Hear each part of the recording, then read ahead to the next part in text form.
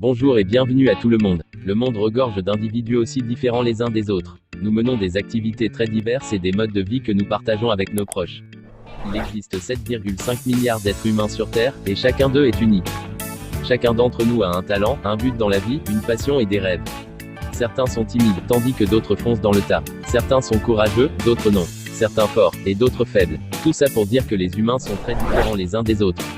Mais il existe tout de même des comportements, des habitudes, ou même de simples gestes que nous avons tous fait au moins une fois dans notre vie. Que l'on soit américain, européen, asiatique, ou africain, nous restons quand même des humains.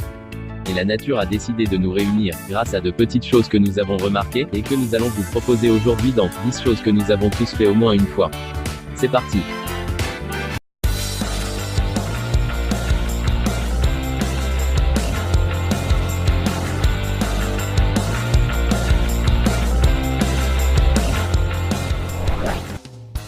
Numéro 1, marcher sur des carreaux, sans toucher les lignes.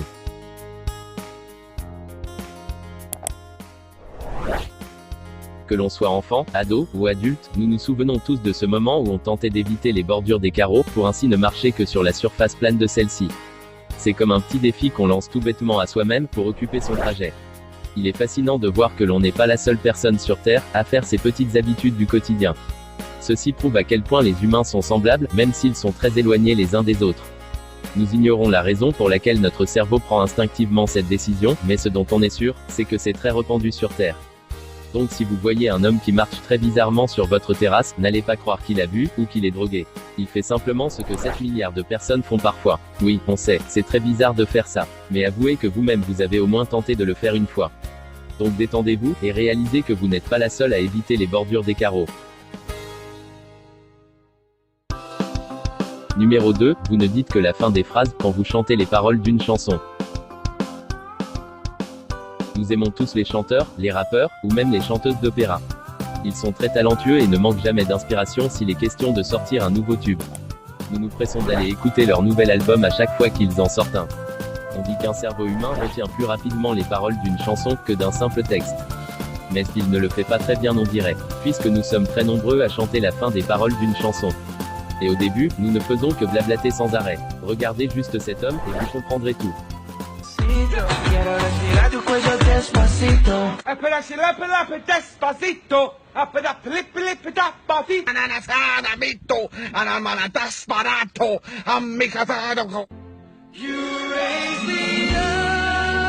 So I can stand on mountains.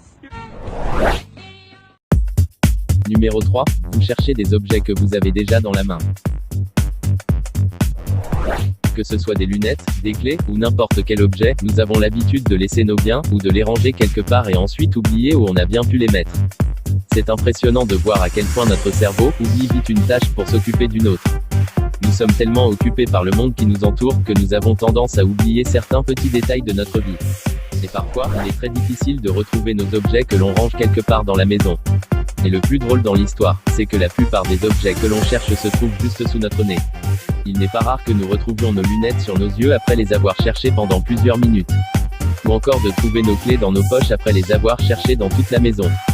Puis, vous vous demandez comment il a pu se retrouver dans votre main, et vous réalisez ensuite que vous ne l'aviez jamais perdu. Donc quand vous êtes en train de chercher quelque chose, vérifiez d'abord s'il ne se trouve pas sur vous.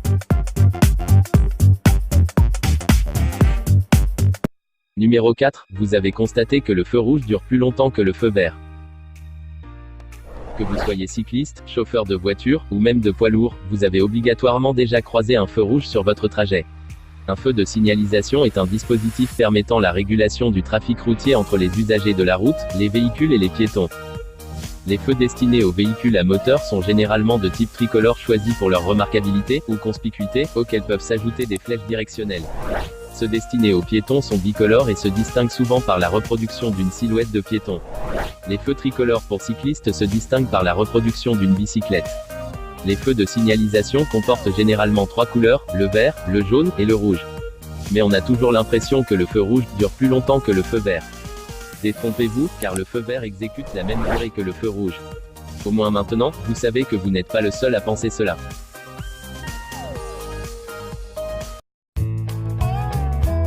Numéro 5, vous ne pouvez pas vous empêcher d'éclater du papier bulle.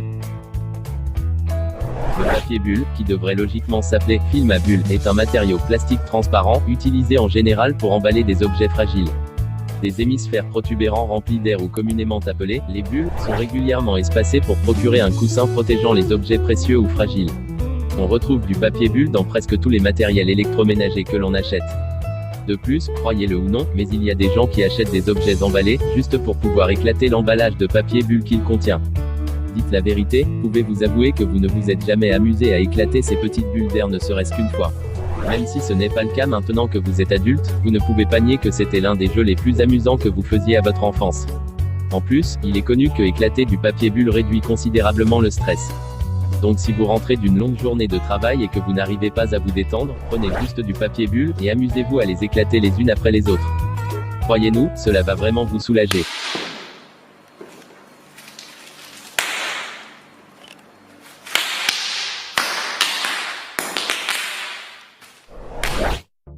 Numéro 6. Vous n'avez jamais fini un stylo Bic de votre vie. Que ce soit à l'école, au travail ou même à la maison, nous avons toujours un stylo qui nous tombe sous la main quand on en a besoin. On peut écrire ou dessiner n'importe quoi avec, et en plus on a l'impression qu'il ne s'arrêtera jamais. Depuis notre tendre enfance, nous utilisons les stylos pour dessiner, écrire, et on croit toujours qu'il est infini. Nous utilisons nos stylos tellement de fois dans la journée que nous ne saurons en compter. Mais malgré cela, il est très rare de le voir finir sous nos yeux, en train d'écrire. Pour l'anecdote, le fait que le capuchon du Bic soit troué ne sert pas à ce que le stylo finisse vite pour te pousser à en racheter un neuf. En réalité, le capuchon est troué au cas où les enfants s'étoufferaient avec. De cette façon, l'enfant pourra qu'en respirer un peu, avant que le corps étranger ne soit extrait. Mais revenons à nos moutons. Le fait de penser qu'un stylo Bic est infinissable est une remarque que beaucoup de personnes ont fait, mais malheureusement ce n'est pas le cas. Numéro 7. Vous mettez votre téléphone en l'air quand vous n'avez plus de réseau. Cela nous est presque impossible de vivre sans réseau. Nos téléphones, ordinateurs, ou consoles de jeux sont connectés en permanence à Internet. Pour nous les humains, il est vital de communiquer avec nos proches. Qu'ils soient à l'extérieur, ou même juste à côté de nous. Mais tout cela est possible grâce à la fréquence de réseau que nos appareils perçoivent pour pouvoir effectuer un appel, depuis notre téléphone jusqu'à celui de notre correspondant. Alors une panne de réseau peut être presque suicidaire pour les accros à Internet. Si vous effectuez un voyage dans le désert, dans la jungle, ou à la campagne, quand vous n'avez pas accès au réseau depuis votre téléphone, vous avez tendance à le lever dans le ciel pour espérer obtenir au moins une barre. Cela peut être utile dans certaines situations. Mais croyez-nous, quelques centimètres de près ou de loin de vous, ne fera pas une grande différence par rapport à votre position géographique, face au point de réseau le plus proche. Au contraire, vous ne faites que vous ridiculiser devant vos amis.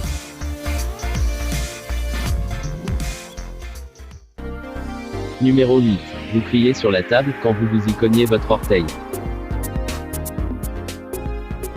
Cette situation est très drôle. Vous venez de finir une dure journée de travail. Maintenant il est l'heure de rentrer chez vous pour prendre un bon bain et vous détendre. Vous garez votre voiture dans le garage, vous entrez dans votre salle de bain, vous finissez de vous doucher, et maintenant vous avez envie de regarder votre série préférée sur la télé, au salon.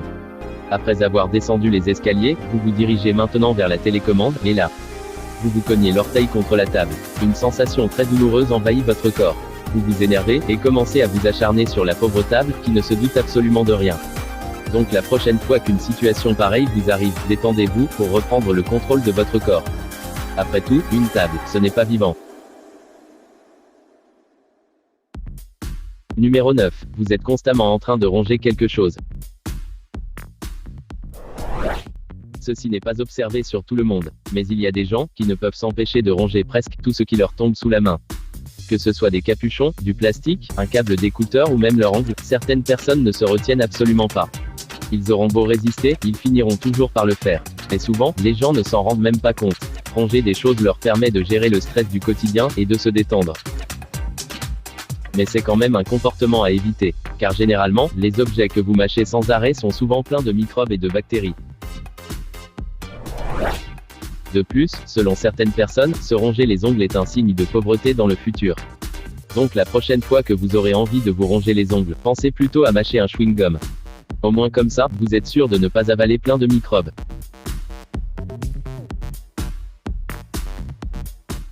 Maintenant, il est temps que vous aussi vous participez à la vidéo, en nous disant dans les commentaires ce que aussi vous faites tous les jours. Et maintenant, il est l'heure de répondre à la question du jour. Pouvez-vous nous dire, quel est ce youtubeur caché? Est-ce A, Squeezie, B, Amixem, ou C, Agent GB? Si vous avez la réponse, courez vite nous le dire soit dans les commentaires, soit par le mail qui se trouve dans la description pour tenter de gagner un magnifique cadeau. Merci, et à bientôt.